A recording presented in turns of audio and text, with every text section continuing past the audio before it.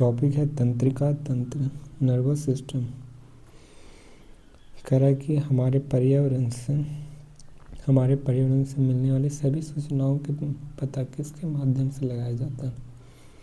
हमारे पर्यावरण से मिलने वाली सभी सूचनाओं का पता किसके माध्यम से लगाया जाता है। तंत्रिका कोशिकाओं के विशिष्टकृत सिरों द्वारा।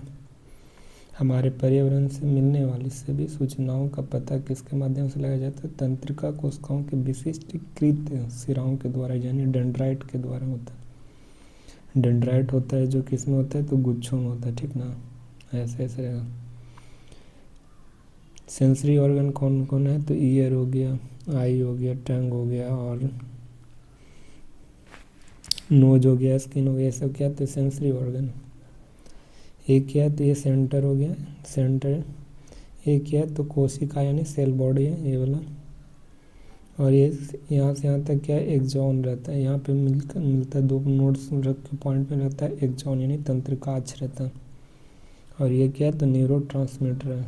और ये वाला भाग है डेंड्राइट, जो ऐसे ऐसे जाल में बिछा रहेगा वैसे डेंड्राइट या दुर्मिका कहा जाता है। तो ये न्यूरॉन का पार्ट है। सिनेप्स और नर्व एंडिंग यहाँ पे होता है। और ये क्या, न्यूरोट्रांसमीटर होता है।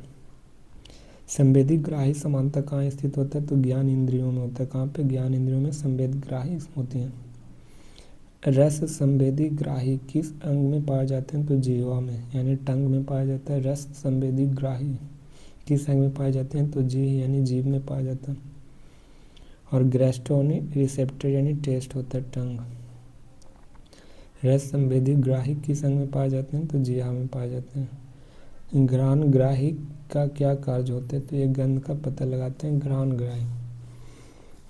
ग्राही क्या कार्य करते हैं, तो ये गंध का पता लगाते हैं। घ्राण ग्राही ओल्फैक्टरी रिसेप्टर नोज में लगा रहता है। घ्राण ग्राही क्या कार्य करते हैं, तो गंध का पता लगाते हैं। कह रहा है कि निम्नलिखित में से कथनों पर विचार कीजिए। पहला कह रहा है कि तंत्रिका कोशिका में आवेग का संचार रासायनिक और विद्युत दोनों प्रतिक्रियाओं से होता है। तंत्रिका कोशिका में आवेग का संचार रासायनिक और विद्युत दोनों प्रतिक्रियाओं से होता है, तो ये सही है। तंत्रिका कोशिका में आवेग का संचार किसमें होता है, तो रासायनिक और विद्युत दोनों प्रक्रिया से होगा, तो ये कथन सही है। तंत्रिकाक्ष यानी एक्सॉन के अंत में रासायनिक पदार्थों का क्या होता है, तो विमोचन होता है। एक्सॉन के अंत में क्या होता है, तो रासायनिक पदार्थों का विमोचन होगा। सिनेप्स दो तंत्रिका कोशिकाओं के बीच के रिक्त स्थान को क्या कहते हैं, तो सिनेप्स कहा जाता है। जिसे साइनेटिक दरार रहता है, उसे साइनेटिक दरार को ही सिनेप्स कहा जाता है। तंत्रिकाक्ष के अंत में रासायनिक पदार्थों का विमोचन होता है, न्यूरोट्रांसमीटर कहलाता है। तंत्रिका आवेग का केवल एक दिशा में संचारित होता है।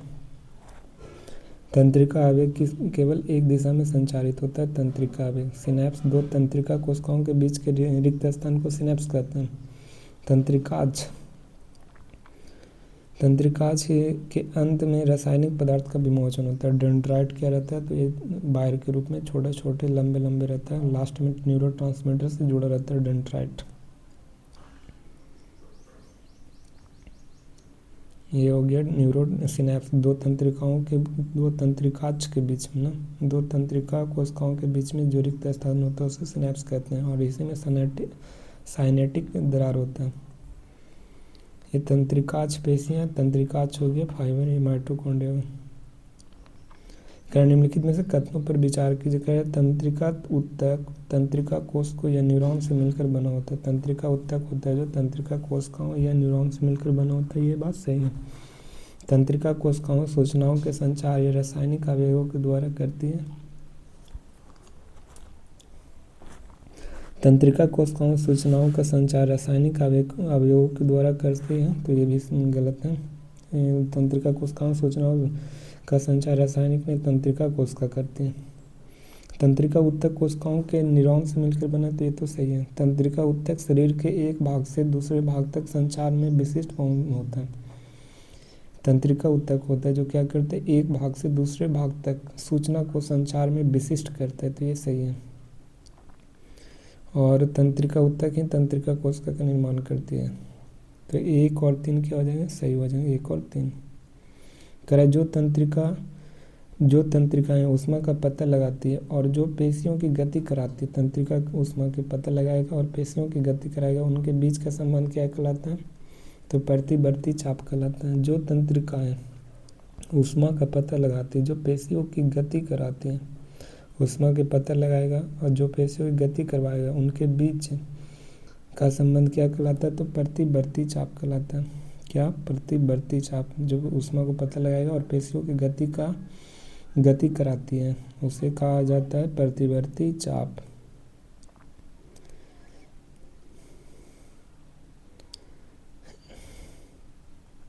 प्रतिवर्ती चाप की प्रक्रिया कैसी होती? तो स्वतः और अति शीघ्र पूर्ण होने वाली होती रहती है। प्रतिवर्ती चाप की प्रक्रिया कैसी होती? तो स्वतः और अति शीघ्र पूर्ण होने वाली होती है। प्रतिवर्ती चाप की प्रक्रिया स्वतः और अति शीघ्र पूर्ण होने वाली। आगत तंत्रिका और निर्गत तंत्रिका के बीच के संबंध कहाँ होता है? तो मेरुरज्जु पर होता है। आगत तंत्रिका और निर्गत तंत्रिका के बीच का संबंध कहाँ होता है? तो आगत तंत्रिका और निर्गत तंत्रिका का संबंध किससे होता है? तो मेरुरज्जु यानी मेडुला ऑब्लोंगेटा से होता है। आगत तंत्रिका और निर्गत तंत्रिका के बीच के संबंध मेरुरज्जु। पूरे शरीर की तंत्रिकाएं मस्तिष्क तक किस मार्ग से जाती हैं? तो पूरे शरीर की तंत्रिकाएं मस्तिष्क तक किस मार्ग से जाएगी? तो मेरुरज्जु में स्थित बंडलों के माध्यम से। किसमें? मेरुरज्जु में स्थित बंडलों के माध्यम से पूरे शरीर की तंत्रिकाएं मस्तिष्क तक किस मार्ग से जाती है? तो मेरुरज्जु में स्थित बंडलों के माध्यम से। प्रतिवर्ती चाप समानता कहाँ बनता है? तो मेरुरज्जु में बनता है प्रतिवर्ती चाप। करा कि निम्नलिखित में से कथनों पर विचार कीजिए। तो करा अधिकांश जंतुओं प्रतिवर्ती चाप इसलिए विकसित हुआ है क्योंकि उनके मस्तिष्क के सोचने का क्रम बहुत तेज नहीं होता। अधिकांश जंतुओं में प्रतिवर्ती चाप इसलिए विकसित हुआ है क्योंकि उनके मस्तिष्क का सोचने का क्रम बहुत तेज नहीं होता। अधिकांश जंतुओं में प्रतिवर्ती चाप इसलिए विकसित नहीं होता क्योंकि मस्तिष्क का सोचने का क्रम बहुत कम होता है अधिकांश जंतुओं में, इसलिए प्रतिवर्ती चाप का विकास नहीं होता। तो ये सही है। जटिल न्यूरॉन जाल की अनुपस्थिति में प्रतिवर्ती चाप दक्ष कार्य प्रणाली के रूप में कार्य करता है। ये भी सही है। जटिल न्यूरॉन जाल के जब एब्सेंट रहेगा जटिल न्यूरॉन जाल, तो कौन कार्य करेगा? प्रतिवर्ती चाप दक्ष के रूप में कार्य करता है।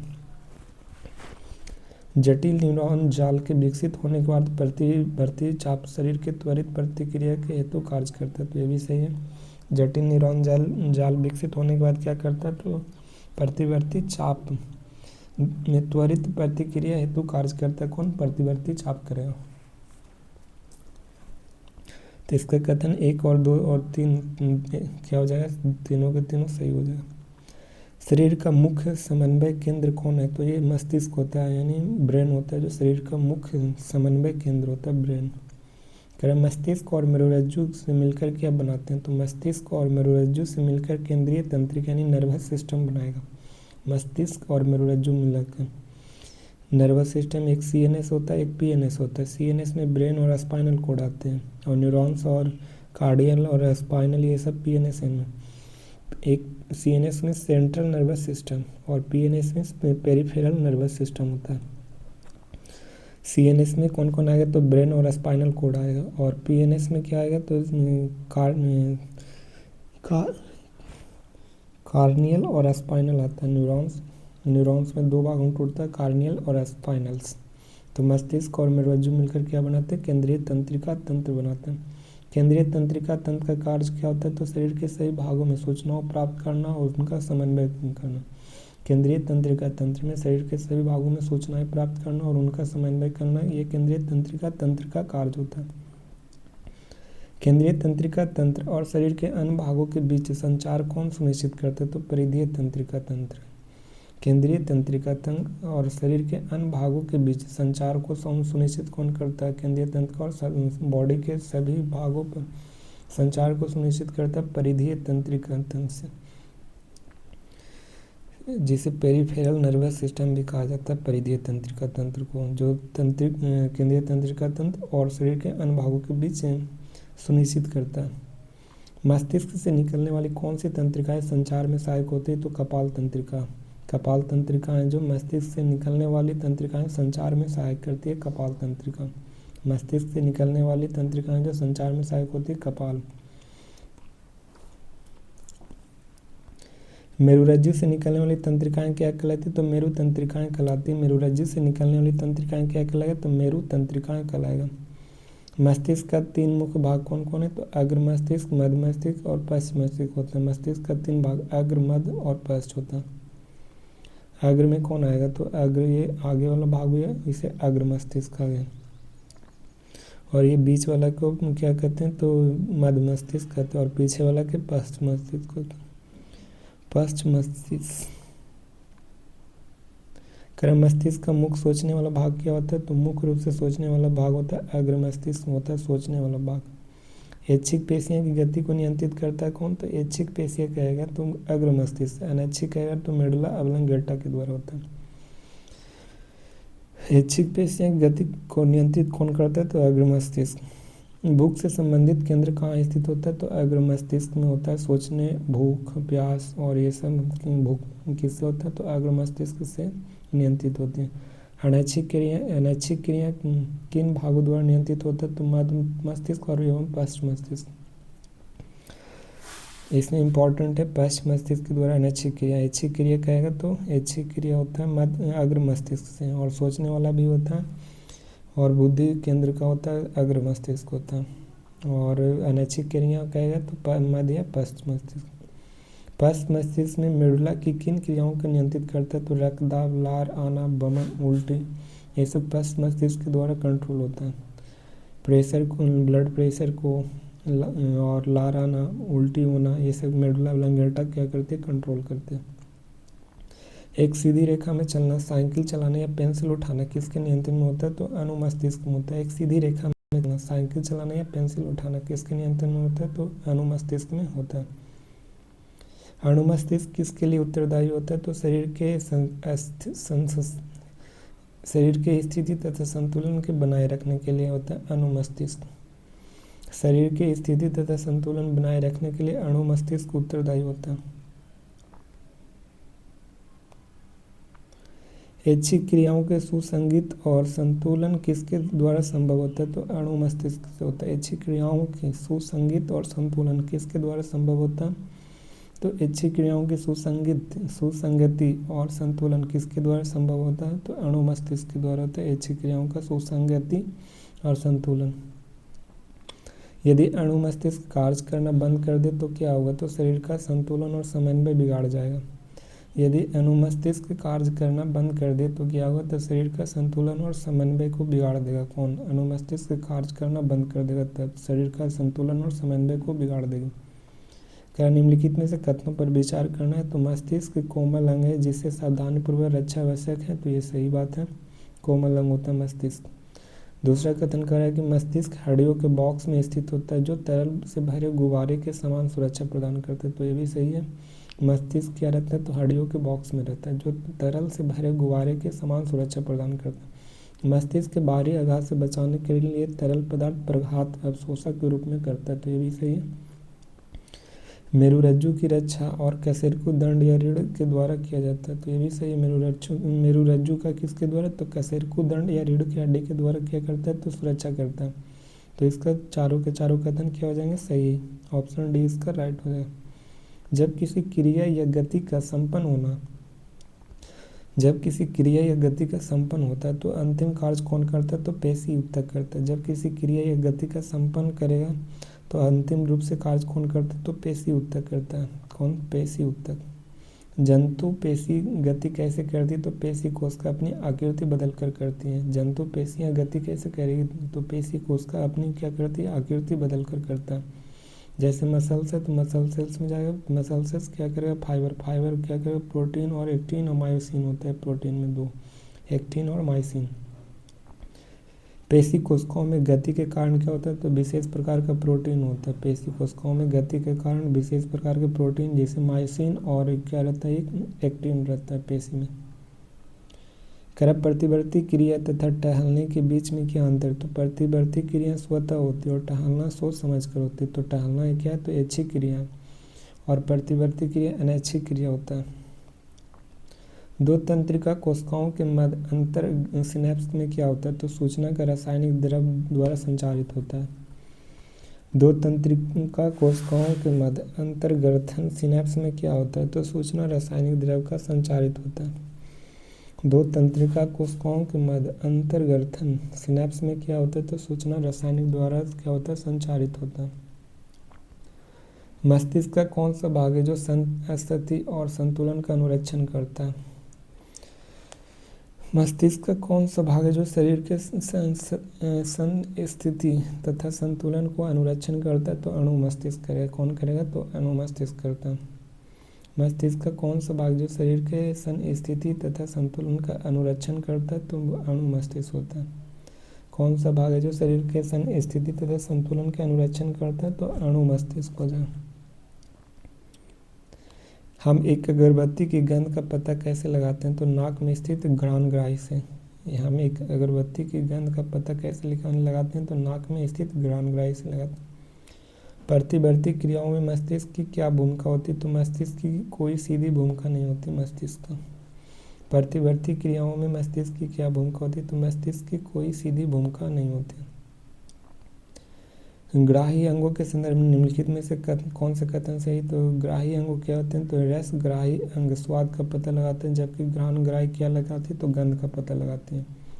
रस ग्राही क्या करती है? तो स्वाद का, और घ्राण ग्राही क्या करती है? तो गंध का।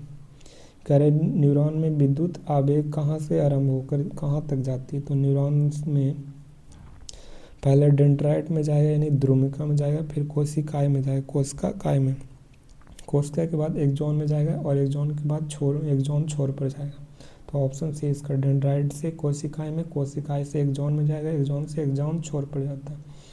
डेंड्राइट से कोशिकाएं में जाएगा, कोशिका काय में, और एक कोशिका काय के बाद एक्सॉन में जाता है आवेग, और आवेग एक्सॉन के बाद कहाँ जाएगा? तो अंतिम रूप से एक्सॉन के छोर पर जाता है। एक्सॉन और एक्सॉन छोर अलग है। डेंड्राइट और कोशिका एक्सॉन और एक्सॉन छोर पर जाएगा। छोर होता है लास्ट में। देखो एक क्या है? तो डेंड्राइट हो गया। डेंड्राइट के बाद ये कोशिकाएं है, कोशिकाएं के बाद कहाँ जाएगा? तो एक्सॉन पर जाएगा, और एक्सॉन के फिर क्या हो गया? तो एक्सॉन के बाद एक्सॉन छोर ये हो गया। एक क्या हो गया? एक्सॉन छोर हो गया ना यहाँ पे। तो एक्सॉन हो गया, एक्सॉन के छोर तक जाएगा। तो लास्ट है, पहले कहाँ जाएगा? तो पहले ध्रुमिका से आएगा तंत्रिका आवेग, और आवेग आने के बाद कोशिका काय में जाएगा। कोशिका काय के बाद तंत्रिकाक्ष यानी एक्सॉन पर जाएगा, फिर लास्ट में एक्सॉन के छोर तक जाएगा। सिनेप्स पर रासायनिक संकेत का संप्रेषण होता है। तो एक न्यूरॉन के एक्सॉन छोर से दूसरे न्यूरॉन के डेंड्राइट छोर तक होता है। सिनेप्स पर रासायनिक संकेत का संप्रेषण होता है, तो एक न्यूरॉन के एक्सॉन छोर से दूसरे न्यूरॉन के डेंड्राइट छोर तक होता है सिनेप्स। एक्सॉन छोर से लेकर दूसरे न्यूरॉन के डेंड्राइट छोर तक होता है। एक न्यूरॉन के एक्सॉन छोर से दूसरे न्यूरॉन के डेंड्राइट छोर तक होता है सिनेप्स। न्यूरॉन में विद्युत संकेत का रासायनिक संकेत कहाँ बदलता है? तो एक्सॉन छोर पर बदलता है। न्यूरॉन में विद्युत संकेत रासायनिक संकेत में कहाँ बदलेगा? तो एक्सॉन छोर पर। इंपॉर्टेंट है। न्यूरॉन में विद्युत संकेत रासायनिक संकेत में कहाँ बदलेगा? तो एक्सॉन छोर पर बदलता है। न्यूरॉन है जो एक्सॉन यानी विद्युत संकेत को रासायनिक संकेत में कहाँ चेंज करेगा? तो एक्सॉन छोर पर। एक्सॉन।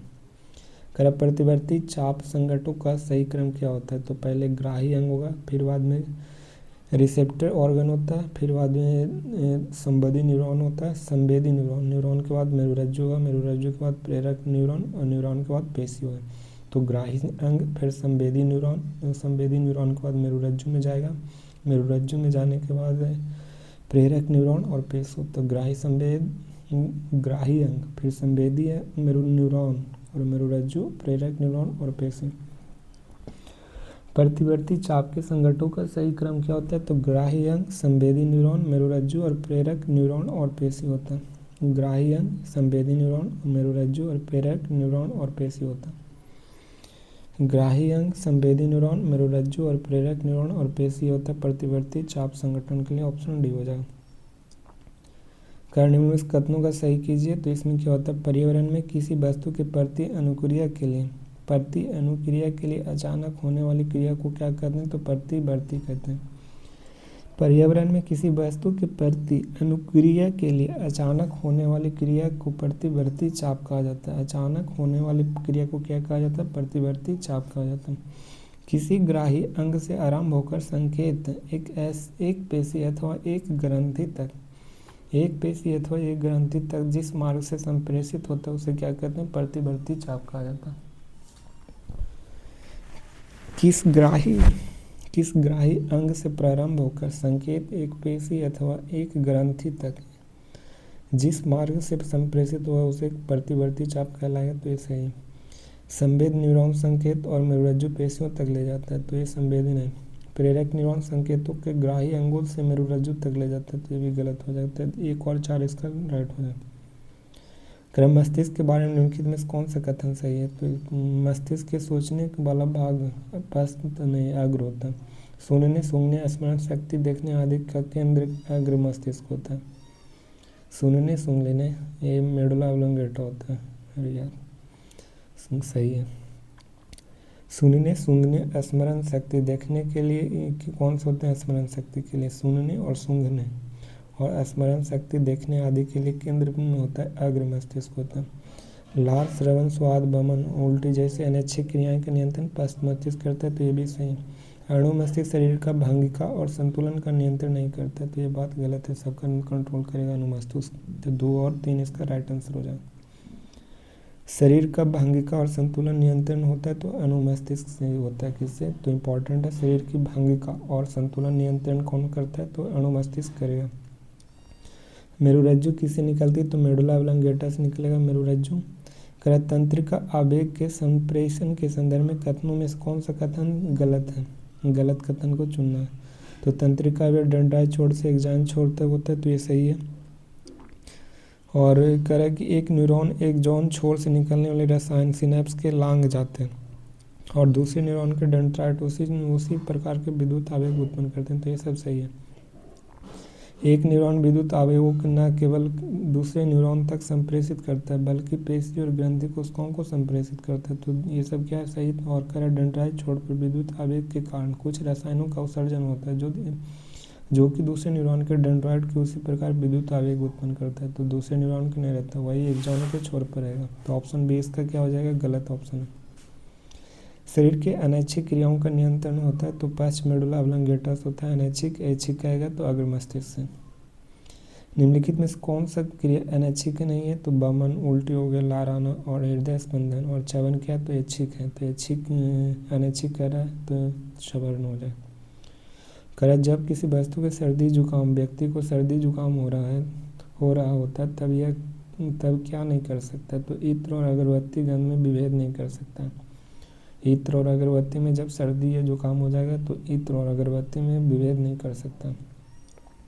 कह विद्युत आवेग का सही दिशा कौन सा है? तो इसका सही दिशा क्या है? तो ये है सही दिशा, दोनों जा रहे हैं एक साइड, तो ये हो गया। ये डेंड्राइट होता है, ये एक्सॉन होता है, और ये एक्सॉन और डेंड्राइट के बीच में सिनेप्स रहता है, तो इसका डायरेक्शन ये हो गया, ठीक ना, ऊपर वाला। देखो ये क्या है? तो एक्सॉन छोर होता है, ये डेंड्राइट छोर होता है, तो ये एक्सॉन छोर और डेंड्राइट छोर मिलता है, इसी में साइनेटियल फ्लूइड रहता है। साइनेटियल ये क्या है? तो डेंड्राइट है, ये एक्सॉन छोर है। अच्छा ठीक है।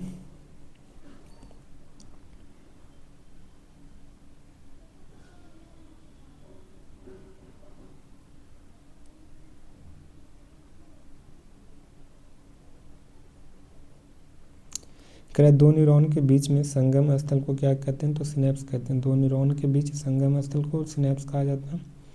मानव में जैव प्रक्रियाओं का नियंत्रण और नियमन होता है तंत्रिका और अंतःस्रावी तंत्रों से होता है।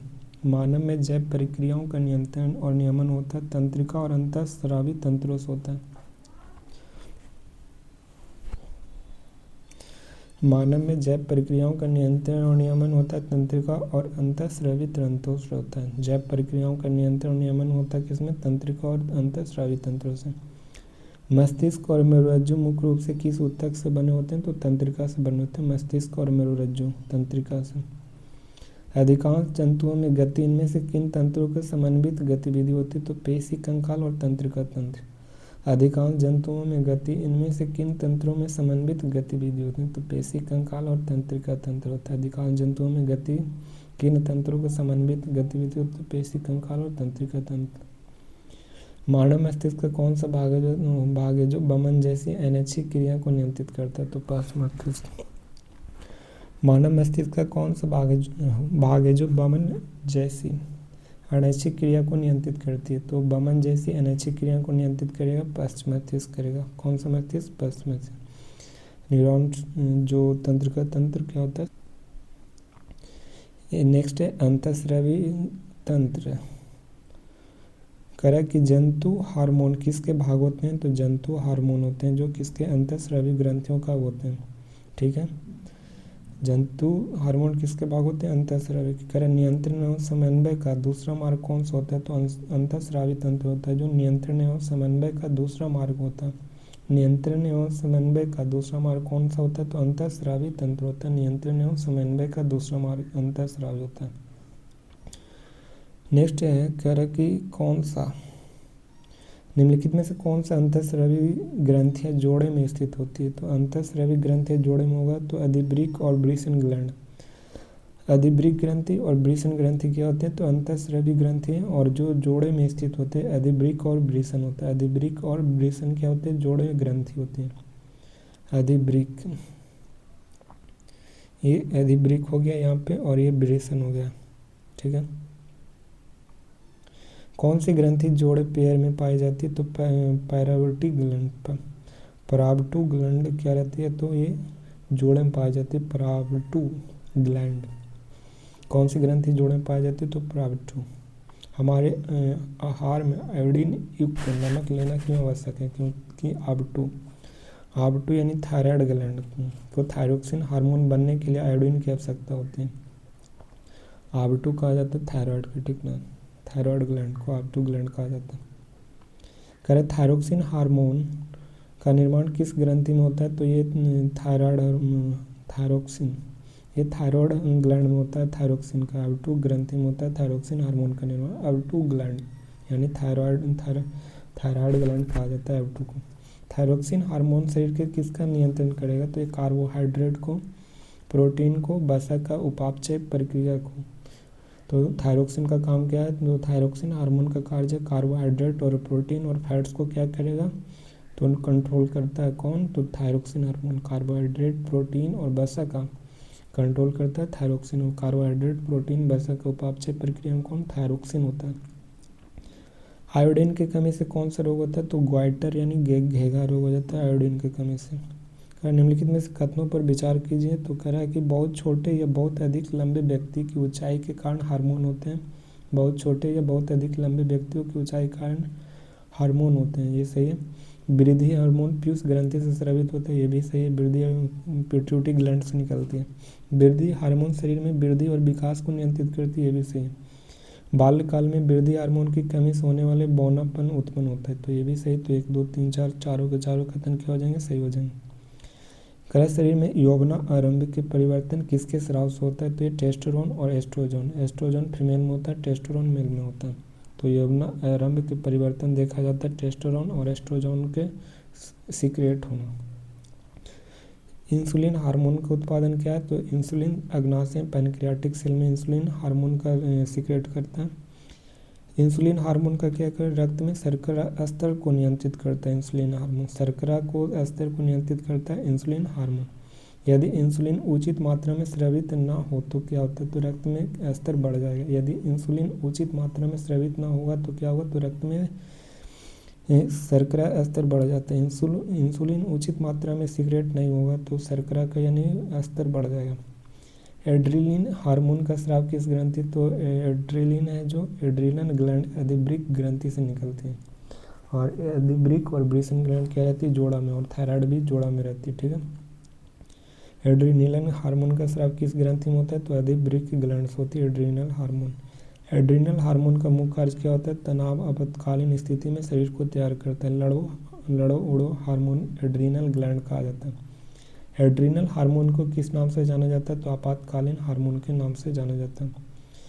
कह रहा है कि एड्रिनल ग्लैंड का इफेक्ट क्या है, तो हृदय की गति बढ़ाता है, रक्तचाप को बढ़ाता है, श्वसन दर को बढ़ाता है, ग्लूकोज की मात्रा बढ़ाता है, पुतलियों के आकार फैलाता है, पाचन क्रियाएं धीमी हो जाती है।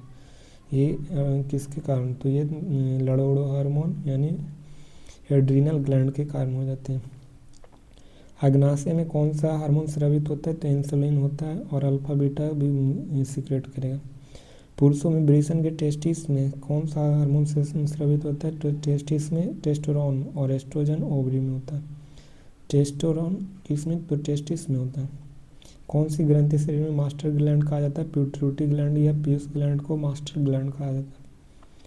आयोडीन के किस हार्मोन का संश्लेषण के लिए आवश्यक होता है, थायरोक्सिन होता है जो आयोडीन के संश्लेषण के लिए आवश्यक हो, थायरोक्सिन।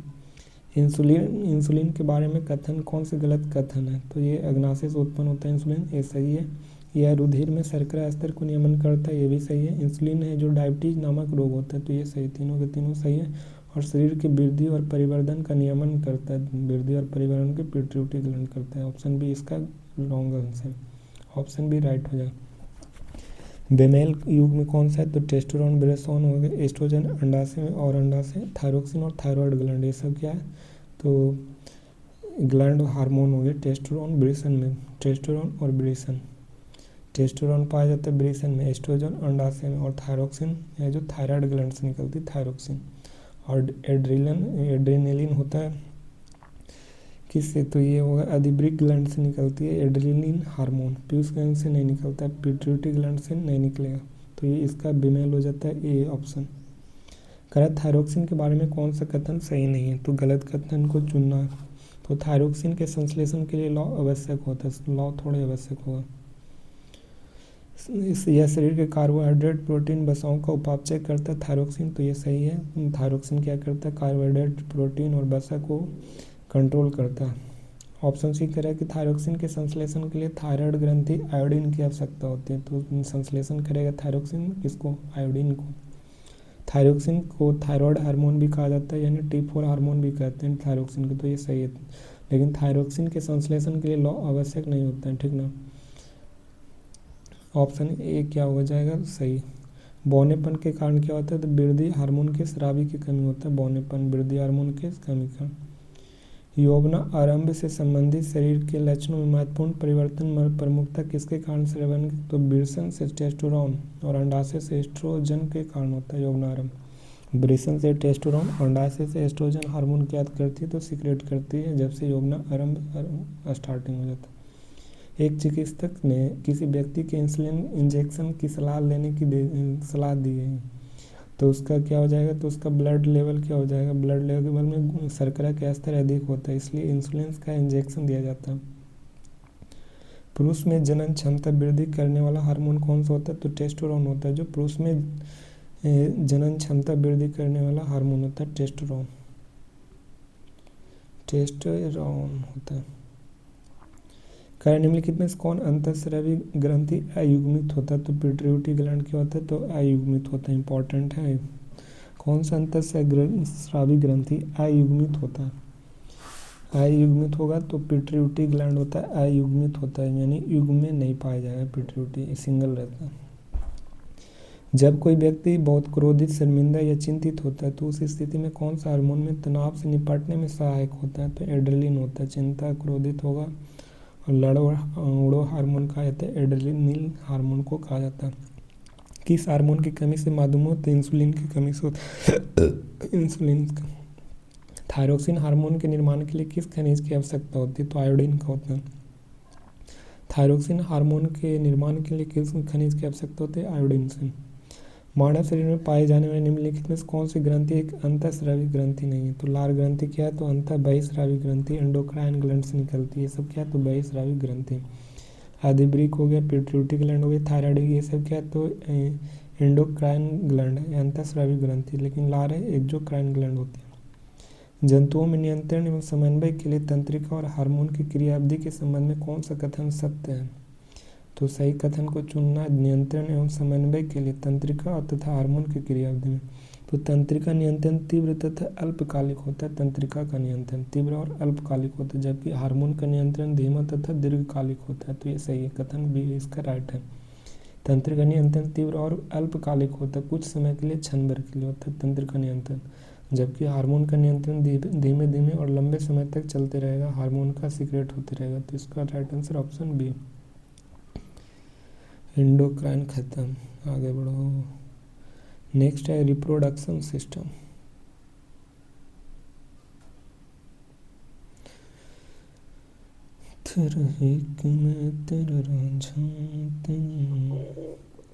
नेक्स्ट है रिप्रोडक्शन सिस्टम है और इसका फर्स्ट क्वेश्चन करा कि गुणसूत्र में कौन सा पदार्थ पाया जाता है जो आनुवांशिक गुणों का बहन करता है। तो आनुवांशिक गुणों का बहन करेगा डीएनए, गुणसूत्र में पाया जाता है डीएनए पाया जाता है। और डीएनए में क्या रहता है, प्रोटीन रहता है और इसमें कितना 46 क्रोमोसोम रहते हैं, ठीक है। 22 प्लस मेल्स में कितना 22 प्लस XX और फीमेल में मेल में कितना 22 प्लस XY और फीमेल में 22 प्लस XX रहता है। डीएनए में कौन से सूचना निहित होते हैं, तो प्रोटीन संश्लेषण हेतु सूचना होता है डीएनए में, प्रोटीन संश्लेषण और संश्लेषण हेतु सूचना होता है डीएनए में होता है, ठीक है। ये डीएनए को डीऑक्सीराइबोन्यूक्लिक एसिड कहा जाता है। डीएनए को नेक्स्ट जनरेशन जीन क्या करता है, जिनको प्रोटीन में बदलता है, प्रोटीन चैम्बर में रूप में बढ़ जाता है। तो डीएनए की सूचना निहित होता है किसमें, तो प्रोटीन संश्लेषण में होता है। आनुवांशिक गुण जनक संतति के समान संतति में कैसे जाते हैं, आनुवंशिक गुण जनक से संतति में कैसे जाएगा, तो गुणसूत्र में उपस्थित डीएनए के माध्यम से जाता है। गुणसूत्रों में उपस्थित डीएनए के माध्यम से आनुवंशिक गुण जनक से कहाँ जाएगा, संतति में जाएगा। जनन की मूल घटना क्या कहलाती है, तो डीएनए की प्राकृतिक बनाना। जनन की मूल घटना क्या कहलाया, तो डीएनए की प्राकृतिक बनाना, ये जनन की मूल घटना होती है। डीएनए की प्राकृतिक बनने के साथ साथ कौन सी प्रक्रिया होती रहती है, तो दूसरी कोशिकाएं संरचनाओं का सृजन होती रहती है। डीएनए की प्राकृतिक बनने के साथ साथ कौन सी प्रक्रिया होती रहती है, तो दूसरी कोशिकाएं संरचनाओं का सृजन होते रहता है दूसरी कोशिका का। डीएनए की प्राकृतिक बनने के बाद क्या परिणाम होता है, दो कोशिकाएं बनती है, दो कोशिकाएं डीएनए की प्रतिकृति बनने के बाद। करें डीएनए की प्रतिकृति प्रक्रिया के बारे में कौन सा सत्य है, तो यह प्रक्रिया कभी कभी भिन्नता लाती है, ठीक है। डीएनए की प्रतिकृति की प्रक्रिया के बारे में क्या सत्य है, तो यह प्रतिक्रिया कभी कभी क्या लाती है, तो भिन्नता लाती है। जनन में होने वाली विभिन्नताएं किसका आधार है, तो जैव विकास इवोल्यूशन का होता है। जनन में होने वाली विभिन्नताएं किसका आधार है, तो जैव विकास का होता है जनन में होने वाली विभिन्नताएं। यदि किसी प्रजाति में विभिन्नताएं वेरिएशन हो तो उसका क्या लाभ होगा, तो वे परिवर्तित परिस्थितियों में जीवित रह सकते हैं। यदि किसी प्रजाति में विभिन्नता होता था तो उसका क्या लाभ होता है, तो वे परिवर्तित परिस्थितियों में जीवित रह सकते हैं। यदि किसी प्रजाति में विभिन्नता हो तो उसका क्या लाभ हो, तो वे परिवर्तित परिस्थितियों में जीवित रह सकती हैं। कौन, तो वेरिएशन ला सकता है। क्या विभिन्नताएं किस प्रजातियों के लिए उपयोगी होते हैं, तो वे प्रजातियों की उत्तरजीविता बनाए रखने में सहायक करती है विभिन्नताएं। वेरिएशन क्या होता है, प्रजातियों के लिए क्यों उपयोगी होती है, तो वे प्रजातियों की उत्तरजीविता बनाए रखने में सहायक होती है विभिन्नताएं। वे प्रजातियों की उत्तरजीविता बनाए रखने में सहायक होती कौन, तो वेरिएशन विभिन्नताएं होती हैं। कह अलैंगिक जनन की विशेषता क्या होती है, तो इसमें केवल एक जनक की आवश्यकता होती है अलैंगिक में, और लैंगिक में 2 जनक होता है। और इसमें नर और मादा के दोनों की आवश्यकता होती है सेक्सुअल रिप्रोडक्शन में। और इसमें संतान में विभिन्नता अधिक पाई जाती है सेक्सुअल रिप्रोडक्शन में पाया जाता है। और ये सेक्सुअल रिप्रोडक्शन में कोई विभिन्नता नहीं पाया जाता, जैसा माँ वैसा बच्चा रहे। तो किसमें भिन्न रहेगा, तो अलैंगिक जनन की विशेषता क्या होती है, तो इसमें केवल एक जनन की आवश्यकता होती है। इसका राइट आंसर हो जाएगा। निम्नलिखित में से कौन सा अलैंगिक जनन का उदाहरण, तो बाइनरी फिजन क्या है, द्विखंडन, ये अलैंगिक जनन का उदाहरण होता है बाइनरी फिजन। कर निम्नलिखित में से कथनों पर विचार कीजिए। तो पहले फर्स्ट कथन करा कि एक कोश के जीव में कोश का विभाजन या विखंडन के द्वारा नए जीवों की उत्पत्ति होता है, तो ये सही है। एक कोश के जीवों में क्या होता है, तो कोशिका के विभाजन या विखंडन द्वारा नए जीव की उत्पत्ति होगा। और सेकेंड करें कोई जीवाणु तथा प्रोटोजोआ में कोश का विभाजन द्वारा 2 बराबर भागों में विभाजन करता है, तो जीवाणु और प्रोटोजोआ में कोश का विभाजन द्वारा 2 बराबर भागों में बांटा जाता है, ये सेकेंड सही। अमीबा जैसे जीवों में कोश का विभाजन किसी भी तल में हो सकता है। तो ये तीनों के तीनों क्या हो जाएंगे, कथन सही हो जाएंगे। एक कोश के जीव में कोश का विभाजन या विखंडन नए जीव की उत्पत्ति होगा। कई जीवाणु तथा प्रोटोजोआ में कोश का विभाजन द्वारा दो बराबर भागों में बांटा जाता है। जीवाणु तथा प्रोटोजोआ कोश का विभाजन द्वारा दो बराबर भागों में बांटता है। अमीबा जैसे कोश का विभाजन किसी भी तल में हो सकता है अमीबा में। तो 1 2 3 तीनों के तीनों कथन क्या हो जाते हैं, सही। लेशमैनिया में द्विविखंडन किस प्रकार होता है, तो एक निश्चित तल में होता है। कहाँ पे, एक निश्चित सरफेस में होता है। लेशमैनिया में बाइनरी फ्यूजन, ये देखो लेशमैनिया बाइनरी फ्यूजन आगे जाकर दो भागों में बट गया। मलेरिया परजीवी जिसे प्लाज्मोडियम किस प्रकार का जनन में पाया जाता है, तो बहुविखंडन। प्लाज्मोडियम क्या होता है, तो बाइनरी फ्यूजन करता है, बहुविखंडन करेगा। बाइनरी मीन्स क्या होता है, तो द्विविखंडन, और मल्टी फ्यूजन मीन्स बहुविखंडन। जैसे प्लाज्मोडियम हो गया, इसे बाइनरी फ्यूजन, प्लाज्मोडियम क्या करता है, मल्टीपल फ्यूजन करेगा। और अमीबा, लिशमैनिया, पैरामीशियम और euglena. Amoeba, paramecium, amoeba euglena, amoeba, paramecium, euglena और क्या, लिशमैनिया। अमीबा हो गया, euglena, leishmania, paramecium. Amoeba, euglena, leishmania, paramecium, ये सब क्या है, तो बाइनरी फ्यूजन करता है। अमीबा, लिशमैनियम, अमीबा हो गया, इग्लिना हो गया, पैरामीशियम हो गया और लिशमैनिया हो गया, ये सब क्या करेगा, तो बाइनरी फ्यूजन करेगा। ईस्ट में जनन किस प्रकार होता है, तो मुकुलन के द्वारा। ईस्ट में प्रजनन होता है, मुकुलन के द्वारा होगा। स्पाइरोगायरा में जनन किस प्रकार होता है, तो खंडन के द्वारा होगा स्पाइरोगायरा में। और हवा में हरस्वेत होता है स्पाइरोगायरा, इसे फ्रैगोमेंटस कहा जाता है, खंडन के फ्रैगमेंशन। कह कि किसी जीव के शरीर का कोई भाग टूटने पर उसका टुकड़े से नए जीव के बनने की प्रक्रिया क्या कहलाता है, तो रीजनरेशन कहलाता है। शरीर का कोई भाग टूटने से एक नए जीव का उत्पत्ति हो जाए उसे क्या कहते हैं, तो रीजनरेशन कहा जाता है, यानी पुनरुद्भवन या पुनर्जनन कहा जा सकता है। इसका राइट आंसर ऑप्शन सी और डी दोनों में से हो जाए। रीजनरेशन जनन में समान क्यों नहीं माना जाता, क्योंकि इसमें नया जीव नहीं बनता है। रीजनरेशन में इसमें नया जीव नहीं बनता है। रीजनरेशन में पुनरुद्भवन जनन के समान क्यों नहीं होता, क्योंकि इसमें नया जीव नहीं बनता है पुनरुद्भवन में। यार तो रीजनरेशन तो बेकार था। इसमें नया जीव नहीं बनता है, क्यों नहीं माना जाता है, पुनरुद्भवन जनन के समान क्यों नहीं माना, इसमें नया जीव नहीं बनेगा। प्लेनेरिया में जनन किस प्रकार होता है, तो पुनरुद्भवन द्वारा, यानी रीजनरेशन के द्वारा प्लेनेरिया क्या करता है, तो जनन करता है। हाइड्रा में जनन किस प्रकार होता है, तो रीजनरेशन या मुकुलन दोनों के द्वारा करता है हाइड्रा। मुकुलन और पुनरुद्भवन यानी दोनों के द्वारा हाइड्रा क्या करता है, तो जनन करेगा। मुकुलन की प्रक्रिया में बनने वाला उभार क्या होता है, तो मुकुल होता है। मुकुलन में मुकुल का उभार बनता है, मुकुल जैसा। राइजोपस में जनन किस प्रकार होता है, तो बीजाणुओं के जनन द्वारा होता है। राइजोपस में बीजाणु के द्वारा। बीजाणु समासंग किस प्रकार का जनन करता है, तो अलैंगिक एसेक्सुअल रिप्रोडक्शन करेगा बीजाणु समासंग। बीजाणु समासंग एसेक्सुअल। राइजोपस में जनन किस प्रकार होता है, बीजाणुओं समासंग के द्वारा होता है। राइजोपस में बीजाणु कहाँ बनते हैं, तो बीजाणु धानी में बनता है। बीजाणु धानी में, राइजोपस में बीजाणु कहाँ बनेगा, तो बीजाणु धानी में। कायिक परिवर्धन किस प्रकार का जनन होता है, तो एसेक्सुअल रिप्रोडक्शन हुआ है।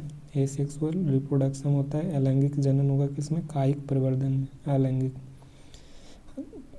कायिक परिवर्धन में पौधे के कौन से भाग नए पौधे उत्पन्न कर सकते हैं, जड़ तना पत्तियां होते हैं जो कायिक परिवर्धन में, जड़ तना पत्तियां होते हैं जो वेजिटेटिव रिप्रोडक्शन में क्या करता है, तो पौधे के अन्य भागों से नए पौधे उत्पन्न किया जाता है। तो जड़ तने पत्तियों से कायिक परिवर्धन में एक नए पौधे को उत्पन्न किया जा सकता है। कायिक परिवर्धन के समान विधियाँ कौन कौन से, तो परतन, कलम और रोपण। कायिक प्रवर्धन में कौन कौन होते हैं, तो परतन हो गया, पहला परतन, दूसरा कलम और तीसरा रोपण होता है। परतन, कलम, रोपण।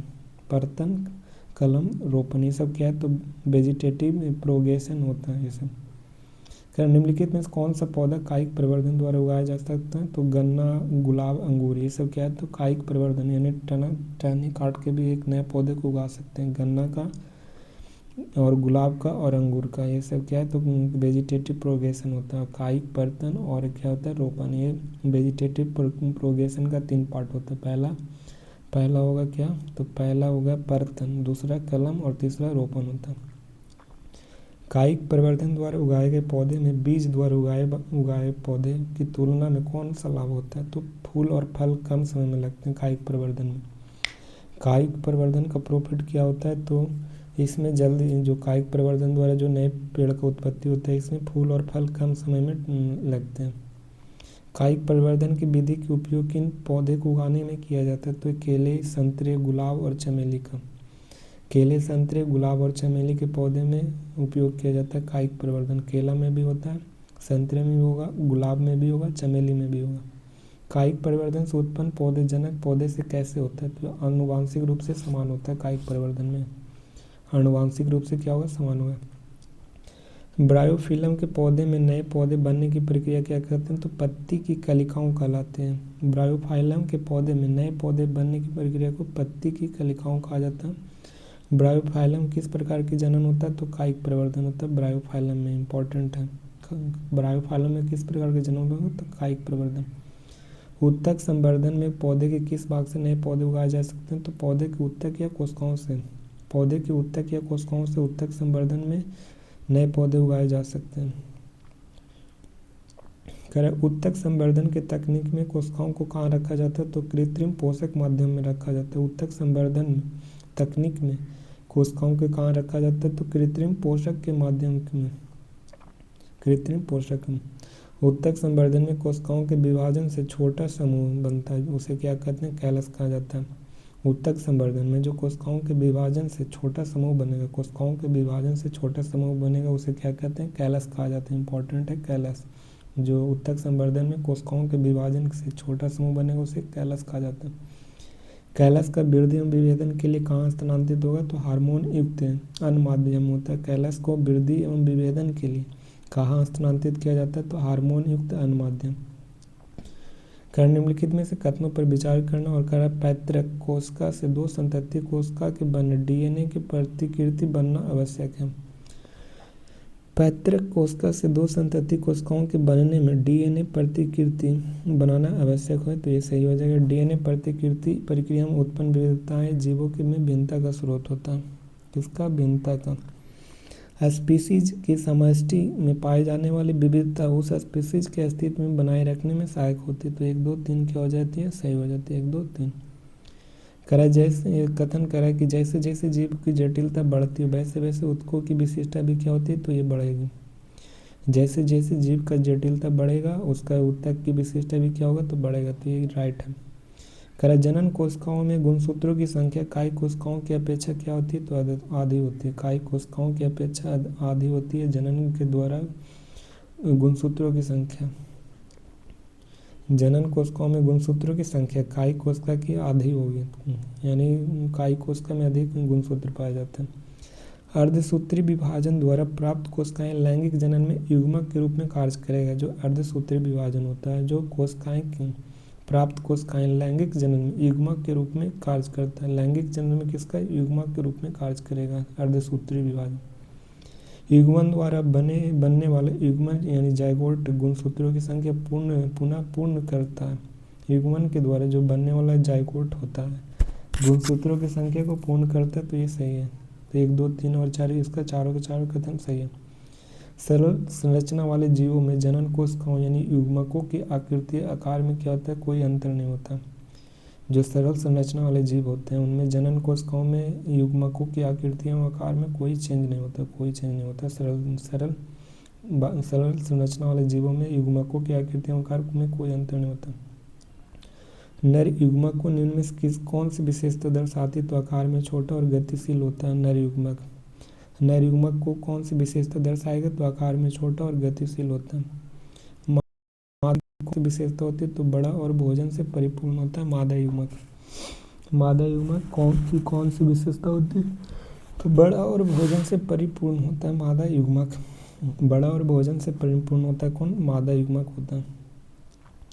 नर और मादा युग्मकों के अंतर किस आधार पर होता है, तो गति और आकार का होता है। नर और मादा युग्मकों में अंतर किस आधार पर होता है, तो गति और आकार पर होता है। नर और मादा युग्मकों के अंतर किस, गति और आकार में। मादा युग्मकों में भोजन का भंडार किसके लिए होता है? तो भ्रूण के प्रारंभिक विकास के लिए होता है। मादा युग्मक में भोजन का भंडार किसके लिए होता है? तो भ्रूण के प्रारंभिक विकास के लिए होता है। मादा युग्मक में भोजन का भंडार किसके लिए होता है? तो भ्रूण के प्रारंभिक विकास के लिए होता है। मादा युग्मक के भोजन का भंडार होता है भ्रूण के प्रारंभिक विकास में। युग्मकों का संलयन से कौन सी संरचना बनती? तो जाइगोट बनती, युग्मनज बनता है युग्मकों के संलयन से।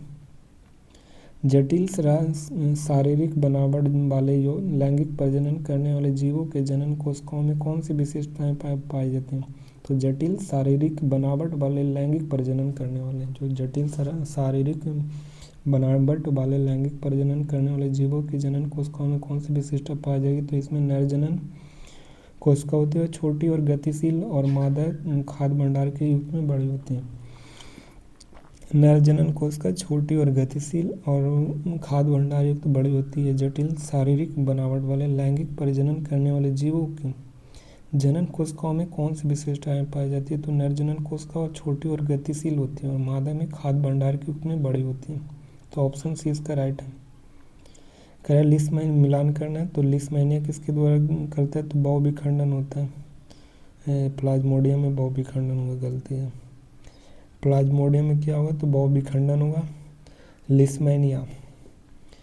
लिस्मैनिया में क्या होगा? तो द्विविखंडन होता है, तो 1 का 2 होगा। हाइड्रा क्या करता है? रीजनरेशन करेगा, और एस्ट क्या करता है? तो मुकुलन के द्वारा।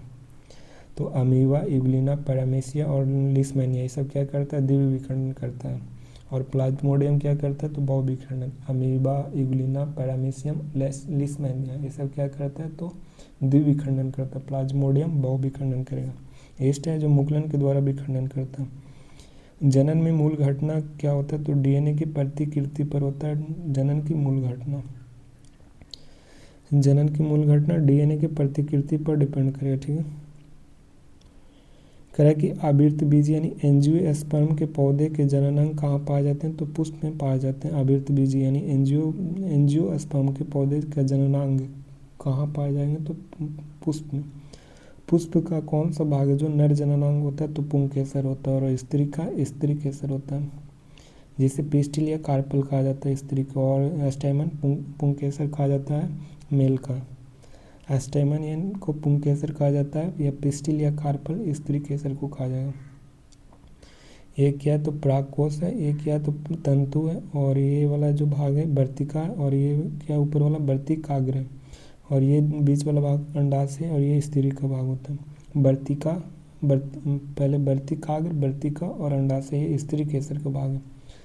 और पुंकेसर में पराग आता है, परागकण आता है, परागकोश आ जाता है, ये सब क्या तो पुंकेसर का भाग होता है। पराग या परागकण या परागकोश ये सब पुंकेसर का भाग है। जिस पुष्प में केवल पुंकेसर या स्त्री केसर में से कोई एक जननांग उपस्थित होता है उसे क्या कहते हैं? तो एकलिंगी।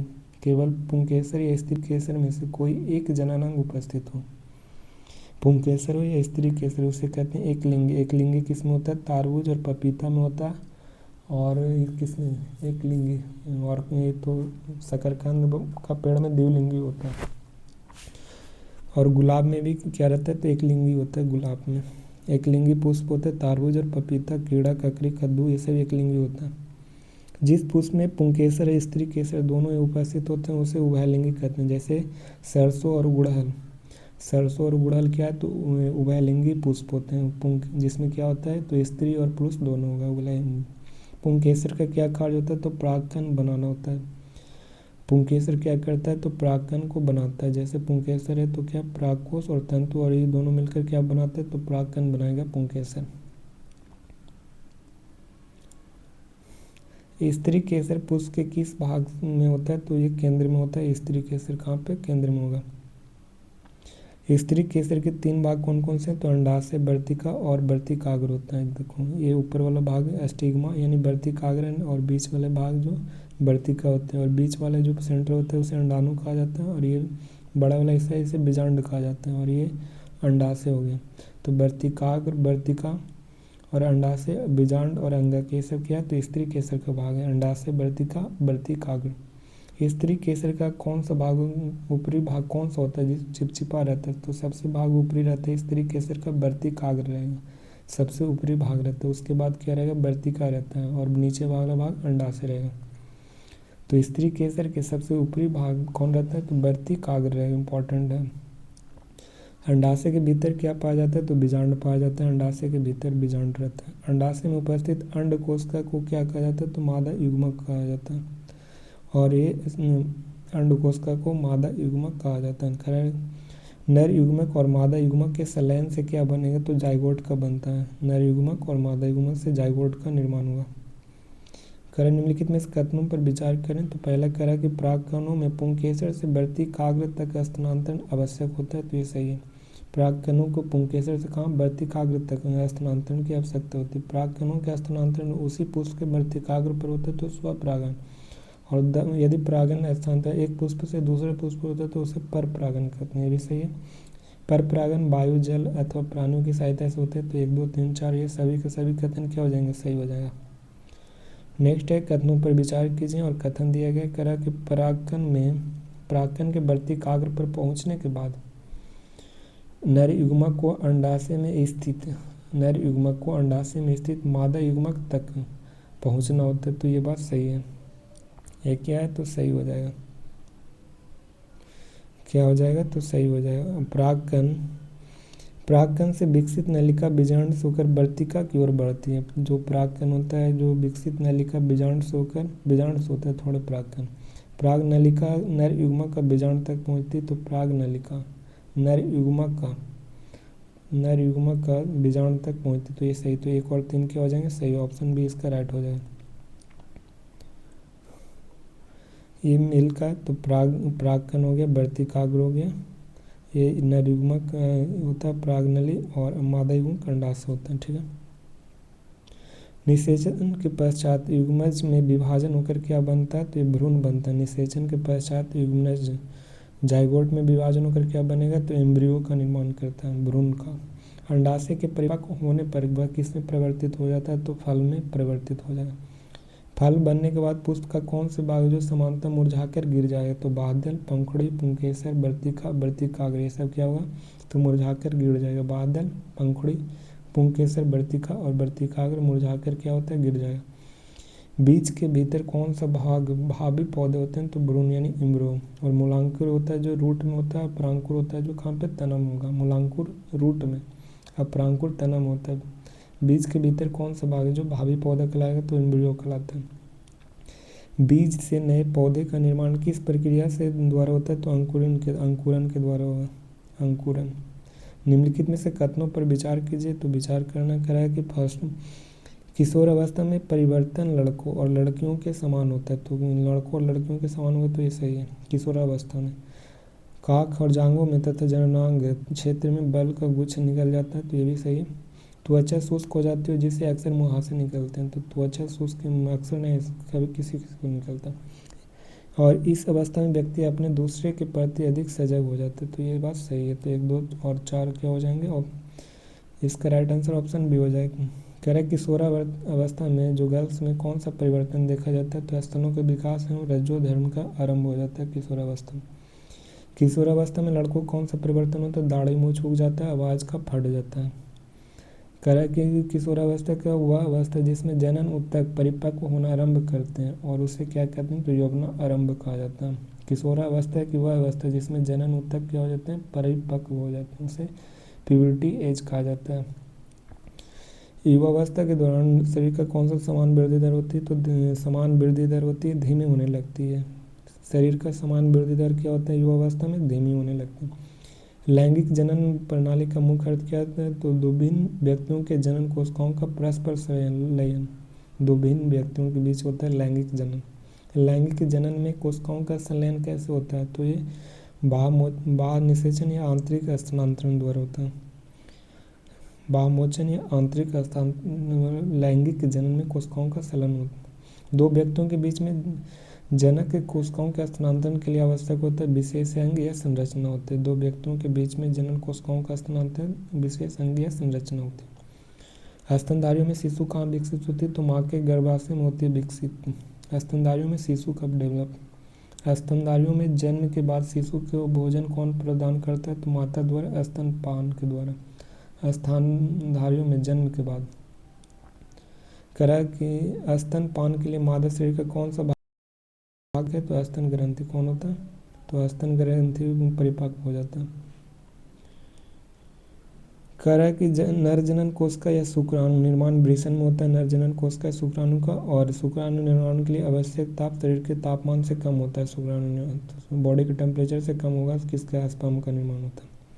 टेस्टोस्टेरोन एवं स्पर्म का निर्माण अतिरिक्त लड़कों में क्या होता है, यौवनावस्था के लक्षणों को भी नियंत्रित करता है, तो ये सही है।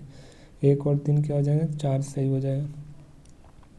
कह शुक्राणुओं का मोचन किसके द्वारा होता है, तो शुक्रवाहिका के द्वारा होता है। मूत्र मार्ग का क्या कार्य, तो शुक्राणु और मूत्र दोनों को क्या करता है, तो उभय मार्ग होता है, जो दोनों प्रवाह होता है। प्रोस्टेट तथा शुक्राशय का कार्य क्या होता है, तो शुक्राणुओं के लिए तरल माध्यम एवं पोषण प्रदान करता है शुक्राशय। प्रोस्टेट तथा शुक्राशय का क्या कार्य है, तो शुक्राणुओं के लिए तरल माध्यम एवं पोषण का प्रदान करता है। स्पर्म की कौन सी विशेषता है, उसे तैरने में सहायता करती है, तो लंबी मूछ होती है, जो क्या करती है, तो तैरने में सहायता करेगा। स्पर्म में कौन सा मुख्यतः क्या पाया जाता है, तो आनुवंशिक जेनेटिक मैटर पाए जाते हैं, किसमें, तो स्पर्म में। स्पर्म कल पढ़ना यहाँ से कितना नंबर 86 से ना।